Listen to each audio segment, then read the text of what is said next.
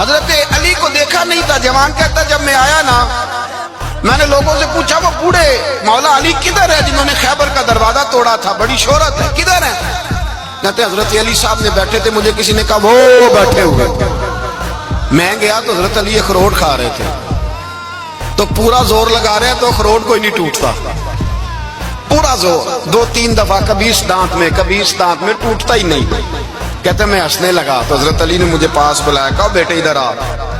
تو میں گیا تو کہنے لگے کیا سوچ رہا ہے؟ کہتے میں ڈر گیا. میں نے کہا حضور کچھ بھی نہیں. لیکن نہیں جو سوچ رہا تھا تو بتا. میں نے کہا نہیں کچھ نہیں. فرمانے لگے میں بتاؤں تو کیا سوچ رہا تھا؟ بتاؤں؟ کہ حضور بتائیے. آپ فرمانے لگے تو سوچ رہا تھا بابے سے اخروٹ تو ٹوٹتا نہیں, خیبر کیسے توڑ دیا تھا؟ تو سوچ رہا تھا کہ اس سے اخروٹ تو ٹوٹتا نہیں تو خیبر کیسے توڑا تھا؟ فرماتے ہیں میں نے کہا میں یہی سوچ رہا تھا. یہ عرض کیا نا تو فرماتے ہیں شیر خدا کا رنگ ہی بدل گیا.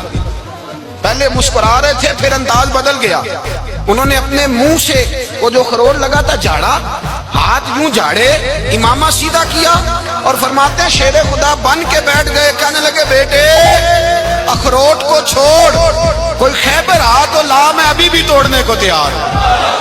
خیبر کوئی ہے تو لا, میں ابھی بھی توڑنے کو. دیواریں ہلتی رہتی ہیں اور در کانپ جاتا ہے, علی کا نام سن کے اب بھی خیبر کانپ جاتا ہے. تو میں تو اس کو چھوڑ اخروٹ کو تو لا. کہتے ہیں میں نے کیفیت دیکھی تو حضرت علی کا تو رنگ ہی بدل گیا. میں نے کہا واقعہ یہ توڑ ڈالیں گے, یہ خیبر آج بھی یہ توڑ ڈالیں گے, کیفیت ہی بدل گئی. فرماتے ہیں شیر خدا مسکرائے, کہنے لگے بیٹا ڈرنا, مسئلہ سمجھ. کہا حضور کیا ہے؟ آپ فرمانے لگے اخروٹ میں جسم کی قوت سے توڑ رہا ہوں اور خیبر میں نے اپنے ایمان کی قوت سے توڑا تھا. میرے ایمان میں آج بھی بڑی قوت ہے. آج بھی اگر کفر للکارے گا, آج بھی اگر دین کا دشمن للکارے گا, علی کا جذبہ جہاد آج بھی بڑا جوان ہے.